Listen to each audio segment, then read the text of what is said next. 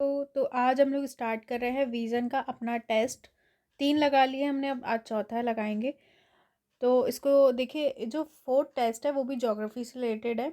इसके बाद first thing जो मैं आपको बताना चाहूँगी कि मैंने आपको बताया कि आप एक काम करिए, अगर आप मेरे साथ टेस्ट लगा रहे हैं तो आप 100 तक नंबर्स लिख लीजिए और साथ में आपको जो भी लग रहा है ABCD जो भी सही है उसको लिख दीजिए, ठीक है? फिर अगर आपका सही है तो राइट करिए, फिर रॉन्ग करिए और लास्ट में गिनिए कि आपके कितने सही हैं। तो आप भी साथ में टेस्ट लगाइए। फिर क्या होता है कि खुद से समझने में थोड़ा एक्सप्लेनेशन दिक्कत होती है, तो वो यहाँ पे काम हो रहा है कि आपको समझा दिया जाएगा। आपको जो इम्पोर्टेंट लगे आप राइट कर सकते हैं और ज़्यादा से ज़्यादा एग्ज़ाम से पहले रिवीजन और टेस्ट लगाइए, वो आपको बेनिफिट देगा। तो हम अपना टेस्ट स्टार्ट करते हैं। क्वेश्चन फर्स्ट है, मीथेन हाइड्रेट के संदर्भ में निम्नलिखित में से कौन सा ऐसे कथन सही है? एक, ये बर्फ की एक पिंजरेनुमा जालक संरचना है जिसमें मीथेन विद्यमान होता है। दूसरा, ये निम्न तापमान और उच्च दाब में स्थित होता है। तीसरा, ये उत्तरी कनाडा और रूस के स्थायी तुषार में तटवर्ती निक्षेपों में पाया जाता है। तो आपको सही आंसर बताना है दूसरा, तीसरा, एक दो या फिर एक दो तीन, मतलब ABCD में से कौन सा सही है, तो बताइए। तो फर्स्ट का जो है हमारा डी सही है, मतलब तीनों ही सही थे। देखिए, मिथेन हाइड्रेट क्या है?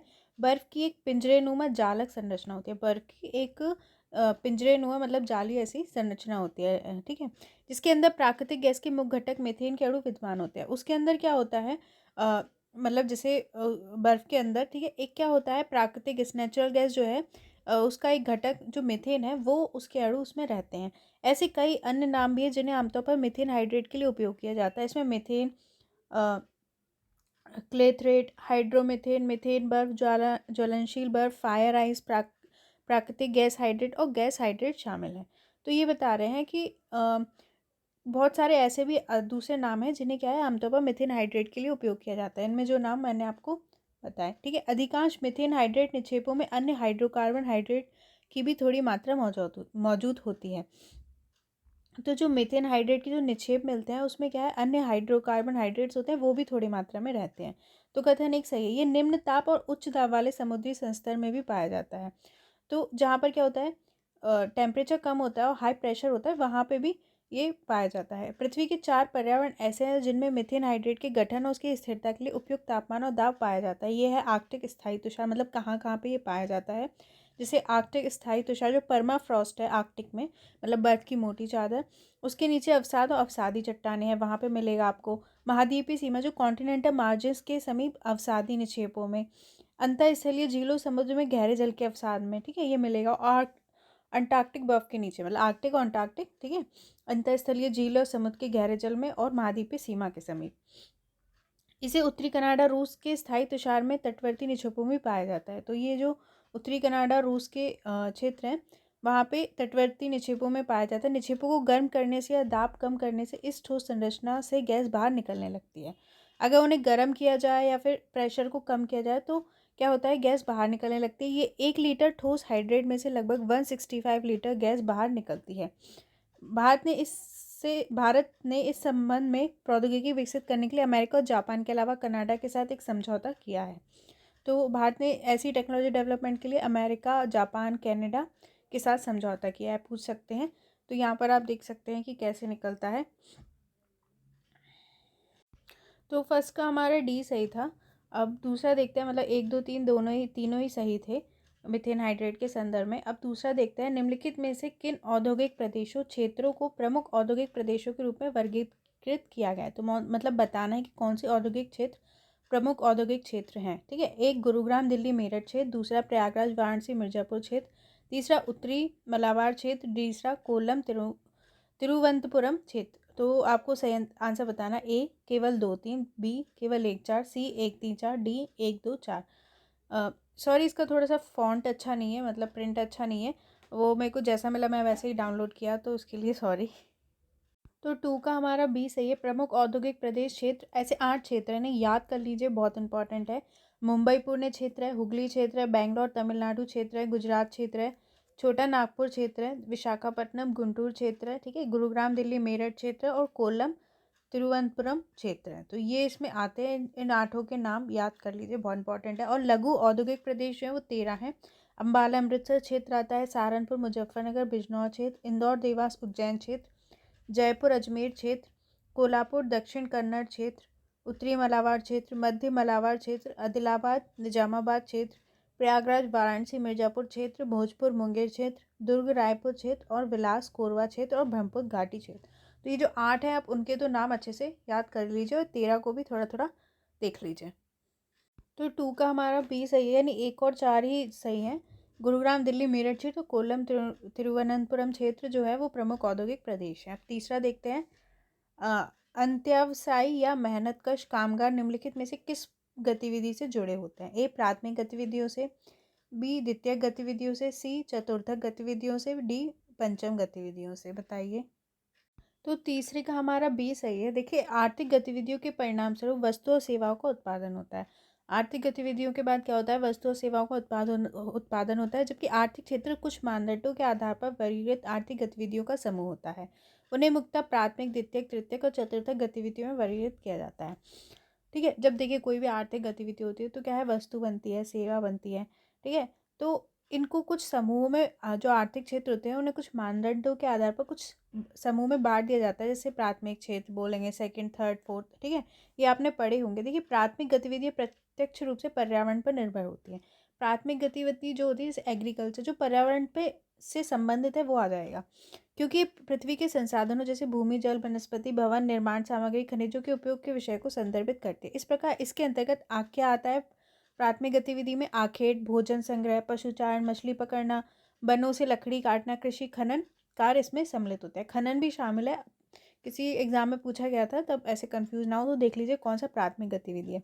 प्राथमिक गतिविधि करने वाले लोगों का कार्य क्षेत्र ऑफिस के बाहर आउटडोर या खुली जगह होता है, इसलिए उन्हें लाल कॉलर श्रमिक कहते हैं।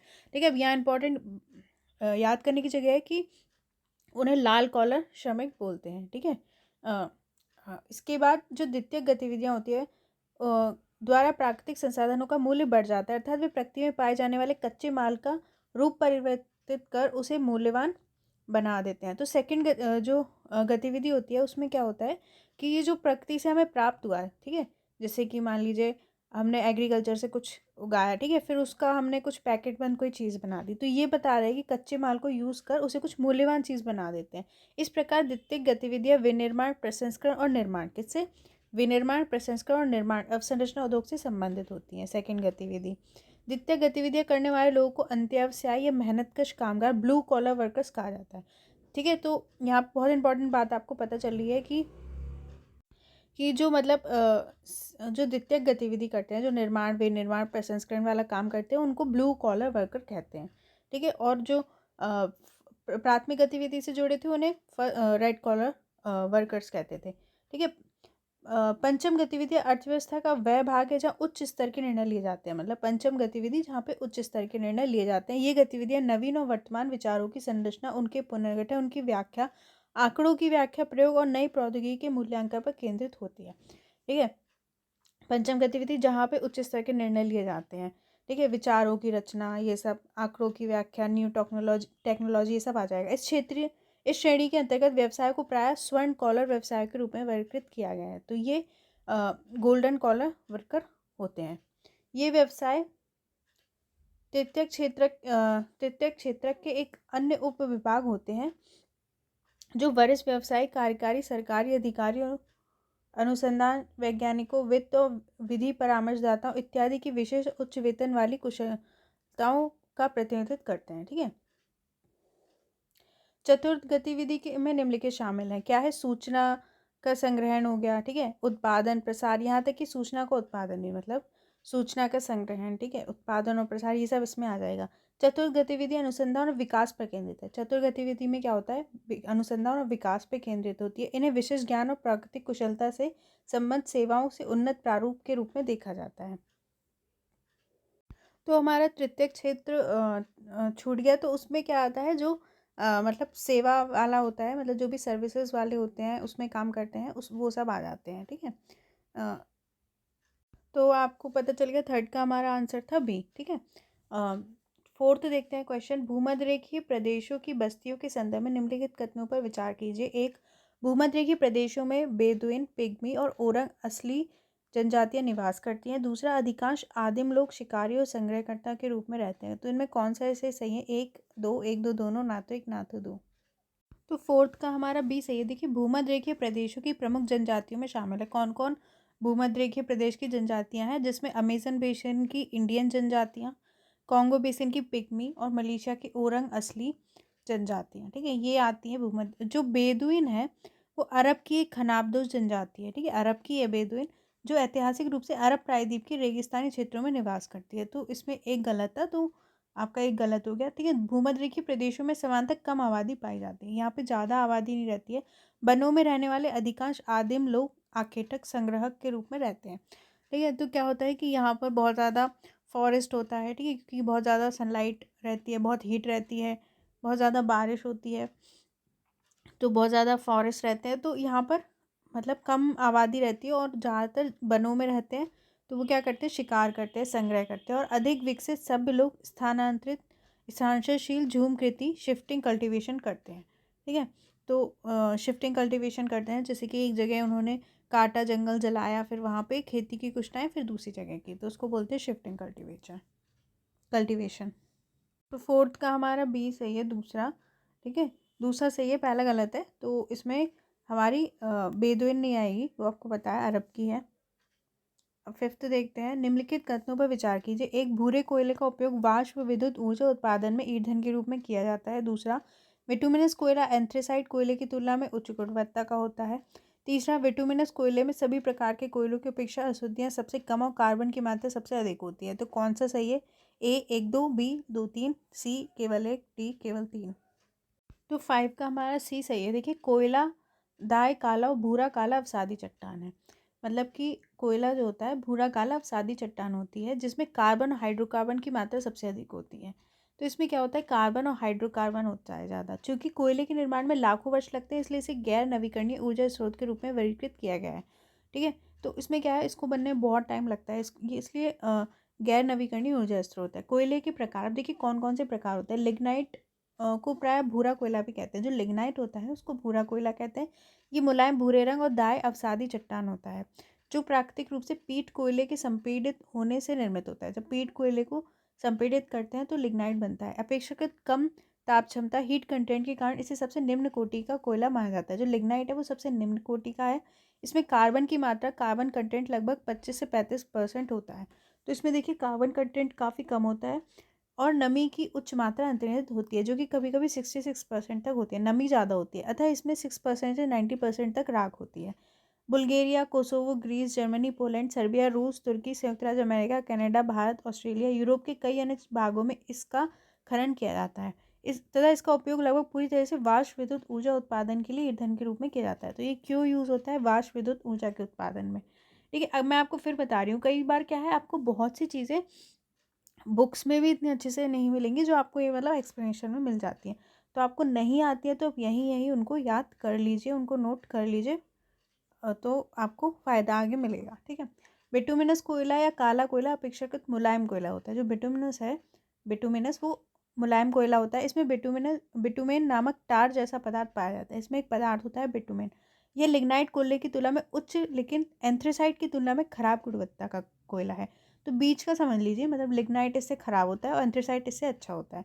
बिटुमिनस कोयले में कार्बन की मात्रा लगभग 60 से 80% होती है, ज़्यादा होती है। इसमें शेष भाग जल, वायु, हाइड्रोजन और सल्फर से निर्मित होता है। ठीक है, इसका शेष भाग। और एंथ्रेसाइट खनिज कोयले की कठोर और सुगठित किस्म होती है। ये कठोर होती है एंथ्रेसाइट, इसकी चमक अधिक होती है। एंथ्रेसाइट में चमक होगी। इसमें उच्च कार्बन की मात्रा, न्यूनतम अशुद्धियाँ और सभी प्रकार के कोयले अपेक्षा उच्चतम कैलोरी क्षमता होती है। तो देखिए इसमें ज़्यादा कार्बन की मात्रा होती है। ठीक है, मतलब जलेगा अच्छा, राख वाख धुआं कम छोड़ेगा। इसमें कार्बन की मात्रा 92.1% से 98% के बीच होती है। इसका उपयोग मुख्य रूप से विद्युत उत्पादन में, धातु विज्ञान, मेटलर्जी क्षेत्र में किया जाता है। तो विद्युत उत्पादन में ये यूज़ होता है। एंथ्रेसाइट कोयला भंडार का लगभग 1% है। देखिए अच्छा है तो कम होगा, तो 1% है। इसका खनन विश्व के कुछ ही देशों में किया जाता है। विश्व के कुछ ही देशों में इसका खनन होता है। इस कोयले का सर्वाधिक वैश्विक उत्पादन चीन में होता है। पूछे सबसे ज़्यादा इसका कहाँ होता है, तो चीन में उत्पादन होता है। अन्य उत्पादक देशों में कौन है? रूस, यूक्रेन, उत्तर Korea, Vietnam, United Kingdom, Australia, संयुक्त राज्य अमेरिका शामिल है, इसलिए 3 सही नहीं है। तो फिफ्थ का हमारा सी सही है, केवल 1 सही है। अब क्वेश्चन 6 देखते हैं। ठीक है, एंथ्रेसाइट ज़्यादा अच्छा होता है विटुमिनस से। अब 6 देखते हैं। निम्नलिखित में दी गई स्थितियों में से कौन सी स्थितियाँ स्थितियाँ गेहूँ की अच्छी फसल के लिए आदर्श स्थितियाँ नहीं है। ठीक है, तो कौन सी स्थिति गेहूँ की आदर्श फसल के लिए सही नहीं है। ठीक है, स्थिति एक, इसके लिए 75% से 100 सेंटीमीटर वर्षा की आवश्यकता होती है। दूसरा, हल्की दोमट मिट्टी। तीसरा, परिपक्वता अवधि के दौरान शीत ऋतु का तापमान 10 से 15 डिग्री सेल्सियस और ग्रीष्म ऋतु का तापमान 21 से 26 डिग्री सेल्सियस तक होना चाहिए। तो कौन सा सही है? 2, 3, 1, 3, 1 या 3? अब देखिए, भारत में चावल के पश्चात गेहूँ दूसरा सबसे प्रमुख अनाज है। सबसे ज़्यादा चावल होता है, फिर गेहूँ। ठीक है, मतलब चावल प्रमुख अनाज है और सेकंड नंबर पे गेहूँ। इसका मुख्यतः शीतोष्ण कटिबंधीय फसल है। ठीक है, शीतोष्ण कटिबंधीय फसल है ये। भारत में इसे शीत ऋतु और रवि ऋतु में बोया जाता है। तो इसको हम ठंड में बोते हैं। ठीक है, रवि ऋतु में। रवि की इस फसल को उगाने के लिए शीत ऋतु और पकने के समय खिली धूप की आवश्यकता होती है। ठीक है, तो ठंड में इसको पकने के लिए खिली धूप चाहिए होती है। देश में गेहूँ उगाने वाले 2 प्रमुख क्षेत्र हैं। कहाँ पे? उत्तर पश्चिम में गंगा सतलज का मैदान और दक्कन का काली मृदा प्रदेश में ये होता है। पंजाब, हरियाणा, उत्तर प्रदेश, मध्य प्रदेश, बिहार, राजस्थान गेहूँ उत्पादन वाले प्रमुख राज्य हैं। देखिए, गेहूँ की अच्छी फसल के लिए इसकी परिपक्वता अवधि के दौरान शीत ऋतु का तापमान 10 डिग्री से 15 डिग्री सेल्सियस, ग्रीष्म ऋतु का तापमान 21 डिग्री से 26 डिग्री सेल्सियस होना चाहिए। तो हमारे कथन 3 सही है। ठीक है, जब इसको लगाते हैं टेम्परेचर कम और जब काटते हैं तो थोड़ा ज़्यादा होना चाहिए।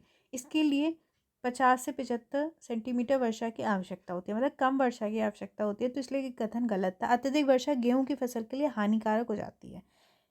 स्थिर जल में इसकी जड़ें नष्ट हो जाती हैं। ठीक है, तो मतलब इसके लिए कम पानी चाहिए।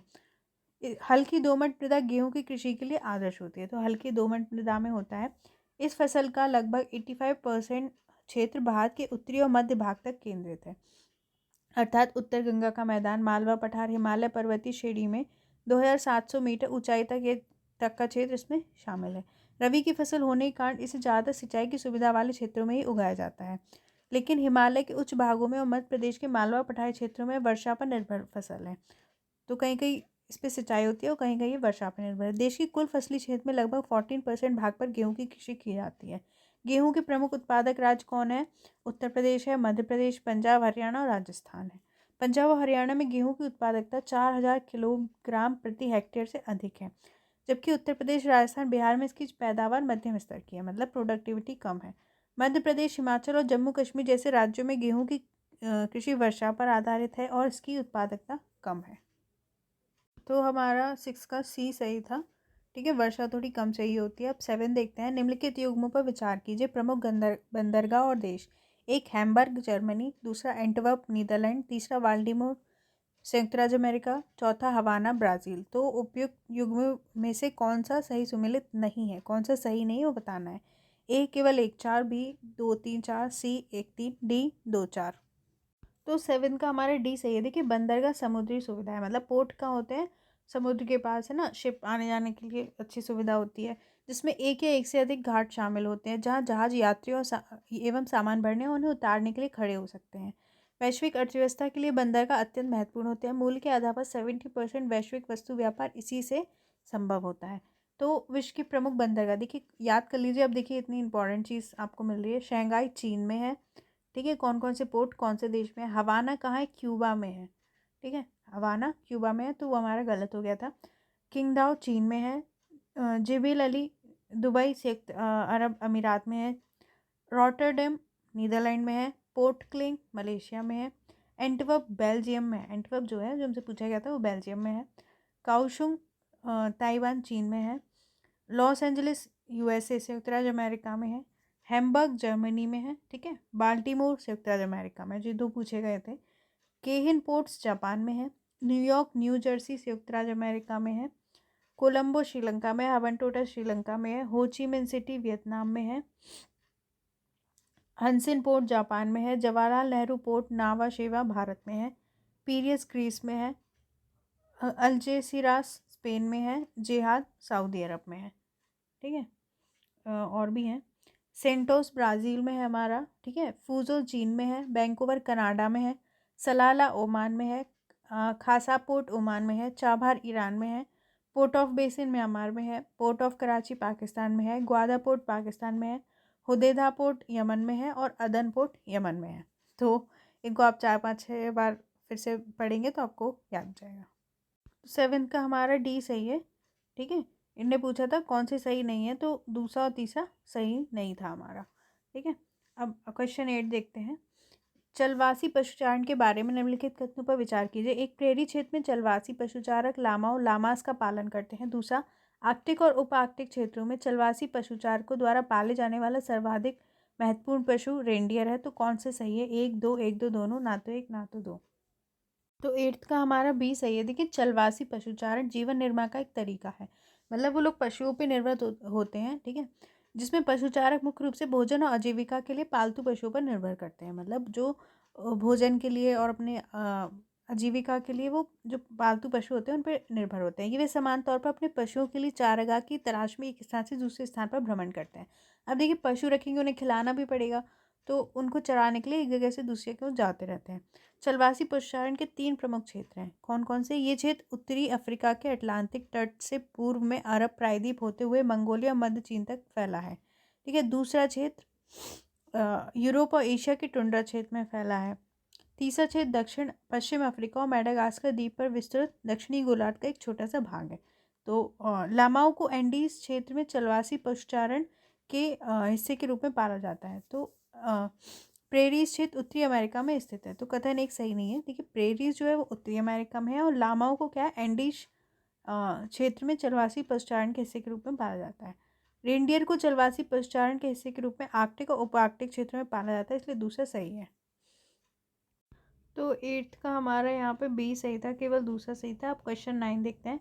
व्हाइट स्पॉट सिंड्रोम वायरस के संदर्भ में निम्नलिखित कथनों पर विचार कीजिए। एक, व्हाइट स्पॉट बीमारी एक डीएनए आधारित अत्यधिक संक्रामक विषाणु जनित संक्रमण है। ये विषाणु केवल क्रस्टेशियाई को संक्रमित करता है। तीसरा, वर्तमान में इस बीमारी के नियंत्रित रूप से घटित होने और इसके प्रसार को रोकने के लिए कोई उपचार उपलब्ध नहीं है। तो कौन सा सही है? 1 2 3, 1 2 2 3 या 1 3। तो 9th का हमारा ए सही है। देखिए, हालिया संदर्भ आगरकर अनुसंधान संस्थान के वैज्ञानिकों ने एक नैदानिक उपकरण विकसित करने के साथ उसका पेटेंट कराया जो व्हाइट स्पॉट सिंड्रोम वायरस का पता लगाता है, ठीक है।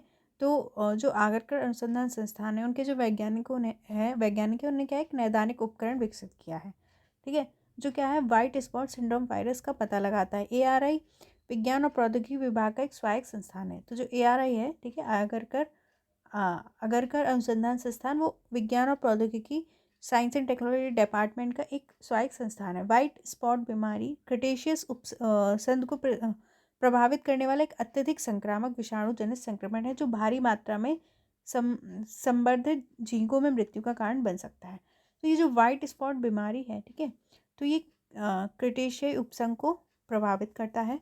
ये क्या है, एक अत्यधिक संक्रामक विषाणु जनित संक्रमण है, ठीक है, वायरस से रिलेटेड है, बहुत ज़्यादा संक्रामक है, जो क्या है झींगों में मृत्यु का कारण बनता है। वर्ष 1992-93 में अपने प्रथम प्रकोप के बाद से इस बीमारी ने गंभीर आर्थिक क्षति पहुंचाई। तो काफ़ी इससे आर्थिक क्षति हुई थी। वाइट स्पॉट डिसीज का प्रेरक एजेंट क्या है? White spot syndrome virus WSSV है, जो एक बड़ा अनिर्दिष्ट नॉन ऑक्लूडेड आवरणयुक्त एनवलप्ड छोटा छड़युक्त अंडाकार DNA विषाणु है, ठीक है। ये एक DNA वायरस है जिसमें एक सिरे पर पूंछ जैसा विस्तार होता है। तो कथन एक सही था। ये विषाणु केवल क्रटेशियाई जैसे झींगे, लॉबस्टर, केकड़े उनको ही संक्रमित करता है, उपसंघ को संक्रमित करता है, ठीक है, और ऐसा प्रतीत होता है कि ये किसी अन्य ज्ञात विषाणु से संबंध नहीं है। तो दूसरा सही है। वर्तमान में इस बीमारी के अनियंत्रित रूप से घटित होने और इसके प्रसार को रोकने के लिए कोई उपचार उपलब्ध नहीं है। तो कथन तीसरा भी सही है, तीनों ही सही थे। तो 9 का हमारा तीसरा मतलब ए सही है, तीनों ही सही थे। अब क्वेश्चन 10 देखते हैं। उपनगरीकरण की प्रक्रिया संबंधित है। ए, शहरी क्षेत्रों में मलिन बस्तियों के बढ़ने से। बी, मध्यवर्ग और उच्च वर्ग के लोगों के लिए शहरी क्षेत्रों के भीतर नियोजित गेटेड कम्युनिटी के निर्माण से। सी, शहर के घने बसे क्षेत्रों से हटकर रहन सहन की अच्छी गुणवत्ता की खोज में शहर के बाहर स्वच्छ एवं खुले क्षेत्रों में जाने वाले लोगों से। डी, विशाल नगरों और मेगालोपोलिस के उदय से। तो 10 का हमारा सी सही है। उपनगरीकरण एक नवीन प्रवृत्ति है जिसमें लोग बाहर के घने बसे क्षेत्रों से हटकर रहन सहन की अच्छी गुणवत्ता की खोज में शहर के बाहर स्वच्छ और खुले क्षेत्रों में जा रहे हैं। तो उपनगरीकरण क्या है कि जो लोग मतलब शहर में बहुत ज़्यादा हॉटस्पॉट हो जाती है तो वो लोग क्या है बाहर थोड़ा शहर से बाहर रहते हैं, ठीक है, अच्छी गुणवत्ता स्वच्छ वायु के लिए। बड़े शहरों के समीप ऐसे महत्वपूर्ण उपनगर विकसित हो जाते हैं जहाँ से प्रतिदिन हजारों व्यक्ति अपने घरों से कार्यस्थल पर आते जाते हैं। उदाहरण के लिए दिल्ली के संदर्भ में गौतम बुद्ध नगर, नोएडा में रहने वाले लोग दिल्ली स्थित अपने कार्यालयों में कार्य करने के लिए प्रतिदिन आते जाते रहते हैं। विश्व नगरी मेगापोलिस क्या है? एक यूनानी शब्द मेगालोपोलिस से बना है जिसका अर्थ होता है विशाल नगर। इसका मतलब होता है विशाल नगर। इसका प्रयोग वर्ष 1957 में जीन गॉटमैन ने किया था। ये बड़ा महानगर प्रदेश होता है जिसमें सन नगरों का समूह होता है। विश्व नगरी का सबसे अच्छा उदाहरण संयुक्त राज्य अमेरिका में उत्तर में बोस्टन में, दक्षिण में वॉशिंगटन तक नगरीय भूदृश्य के रूप में दिखाई देता है। तो 10th का हमारा सी सही है। उपनगरीकरण का मतलब है सी वाला, शहर में घने बसे क्षेत्रों से हटकर रहन सहन की अच्छी गुणवत्ता की खोज में शहर के बाद स्वच्छ और खुले क्षेत्रों में जाने वाले लोगों से। तो यहाँ पर हमारे 10 क्वेश्चन हो गए हैं। ठीक है, आप देखिए आपके कितने सही है, बाकी के हम नेक्स्ट वीडियो में करेंगे। Thank you.